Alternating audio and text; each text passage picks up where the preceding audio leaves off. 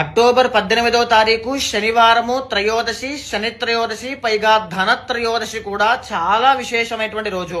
ఆ రోజున ప్రతి ఒక్కరూ కూడా సాయంత్రం వేళ మీ ఇంట్లో సింహద్వారం దగ్గర కుడి వైపు రైట్ సైడ్ ఖచ్చితంగా గోధుమ పిండితో తయారు చేసినటువంటి ప్రమిదలో ఆవు నెయ్యి వేసి దీపం వెలిగించండి.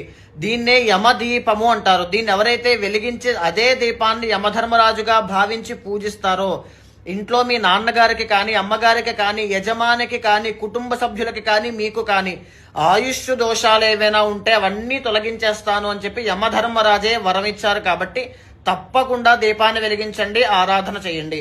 ఇక ఎడమ వైపున అదే రోజున సాయంత్రం వేళ రాగి చెంబు కానీ, రాగి బింది కానీ తీసుకుని అందులో నీళ్లు వేసి ఉత్తరేణి ఆకులు, తులసి ఆకులు వేసి ఆ బిందినే ధన్వంతరి స్వామిగా పూజించడం వల్ల ఇంట్లో దీర్ఘకాలిక ఆరోగ్య సమస్యలు రాకుండా ఇంటెల్లపాది ఐశ్వర్యంతో ఉండేటట్టుగా ధన్వంతరి స్వామి యొక్క అనుగ్రహం వల్ల అన్నీ దక్కుతాయి.